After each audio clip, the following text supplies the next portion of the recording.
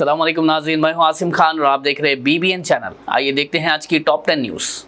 अमेरिकी सदर Donald Trump ने अपने एयर फोर्स वन पर कतर के अमीर शेख तमीम बिन हामद अल सानी से मुलाकात की और गाज़ा में फ़ौज भेजने का यकीन दिलाया। मुलाकात दोहा के अल उदैद एयरबेस पर हुई, जहां ट्रंप ने कतर की कोऑपरेशन और मिड ईस्ट में अमन के लिए शुक्रिया अदा किया।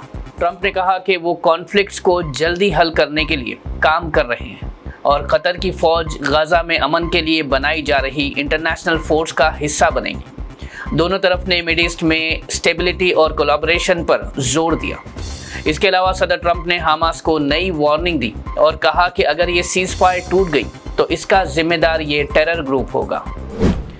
अमेरिकी सदर डोनाल्ड ट्रंप ने पाकिस्तान के वज़ीर आज़म शहबाज शरीफ और army chief general Asim Munir को ग्रेट पीपल करार देते हुए कहा कि वो पाकिस्तान और अफगानिस्तान तनाज़ों को बहुत जल्द हल करेंगे। उन्होंने कहा कि थाई और कंबोडिया का झगड़ा उन 8 जंगों में से एक है जिसे उनकी हुकूमत ने सिर्फ 8 महीने में ख़त्म किया। ट्रंप ने दावा किया कि कॉन्फ्लिक्ट्स हल करना उनके लिए आसान है और कहा कि मैं ये काम शफ़क़त और समझदारी से करता हूँ।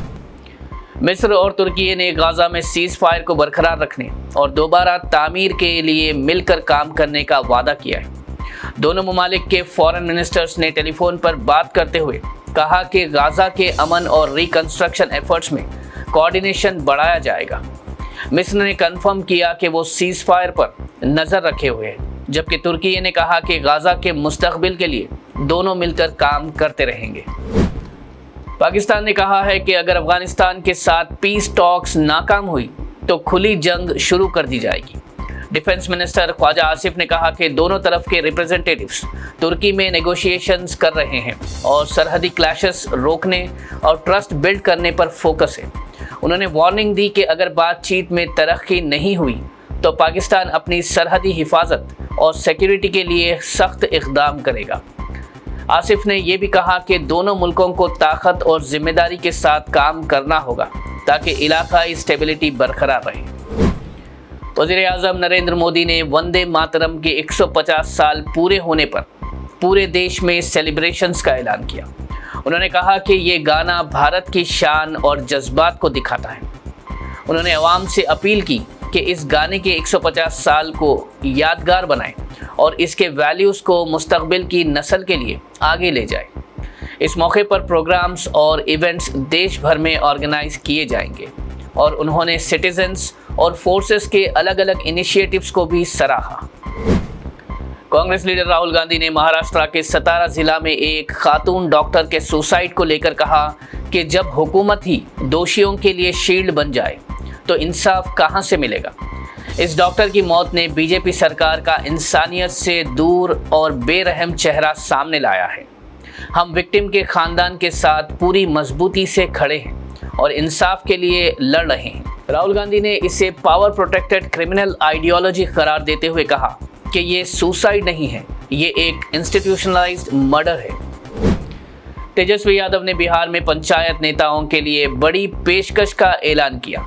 उन्होंने वादा किया कि अगर इंडिया ब्लॉक सरकार में आई तो पंचायत नेताओं की तनख्वाह 2 गुना की जाएगी। साथ ही उन्होंने 50 लाख का इंश्योरेंस कवर और पेंशन स्कीम देने का भी ऐलान किया। तेजस्वी ने कहा कि उनका मकसद ग्रास रूट्स लीडर्स को मजबूत बनाना और उन्हें बेहतर सहूलत देना है ताकि बिहार के गाँव का निज़ाम और मजबूत हो। केटीआर और हरीश राव ने तेलंगाना में व्हाइट कोट रेवोल्यूशन का क्रेडिट फॉर्मर सीएम केसीआर को दिया। उन्होंने कहा कि गुरुकुल स्टूडेंट्स ने MBBS सीट्स हासिल करके रियासत का नाम रोशन किया है। केटीआर ने हाईलाइट किया कि 2014 में सिर्फ 4 मेडिकल कॉलेजेस थे, अब 34 हो गए हैं और माइनॉरिटी गुरुकुल स्टूडेंट्स को भी फ़ायदा मिल रहा है। केटीआर और हरीश राव ने कहा कि ये सफलता के चंद्रशेखर राव की इंक्लूसिव एजुकेशन स्ट्रैटेजी का नतीजा है। BRS के वर्किंग प्रेसिडेंट केटीआर ने जुबली हिल्स बाईपोल को BRS की 10 साल की तरक्की और कांग्रेस के 2 साल के धोखे का मुकाबला करार दिया। उन्होंने कहा कि कांग्रेस ने माइनॉरिटीज़ और गरीबों के साथ धोखा किया, कोई माइनॉरिटी रिप्रेजेंटेटिव नहीं दिया और घर डेवलपमेंट के नाम पर तोड़े गए। केटीआर ने आवाम से अपील की कि इस बार BRS को वोट दें ताकि तरक्की और ट्रांसपेरेंसी बरकरार रहे। AIMIM पार्टी ने चादरघाट फायरिंग इंसिडेंट पर मुस्तकिल तहकीकात का मुतालबा किया है। पार्टी के बहादुरपुरा MLA मोहम्मद मुबीन ने हॉस्पिटल जाकर उमर अंसारी से मुलाकात की और हुकूमत से दरख्वास्त की कि इस वाक़े की मुस्तकिल फैक्ट फाइंडिंग इंक्वायरी ज़रूर की जाए ताकि असल हालात सामने आ सके। पुलिस के मुताबिक उमर अंसारी एक राउडी शीटर है जिसके खिलाफ कई मुकदमा दर्ज है। उमर अंसारी पर गिरफ्तारी के दौरान पुलिस ने फायरिंग की जब वो मोबाइल फ़ोन चुराने की कोशिश कर रहा था और मुकाबला करने वाले पुलिस अफसर पर हमला कर रहा था। AIMIM पार्टी का कहना है कि इस केस में ट्रांसपेरेंसी और इंसाफ दोनों ज़रूरी है ताकि आवाम का भरोसा बरकरार रहे। नाज़रीन, ये थी आज की टॉप 10 न्यूज़। देखते रहिए BBN चैनल। मुझे दीजिए इजाज़त। अल्लाह हाफिज़।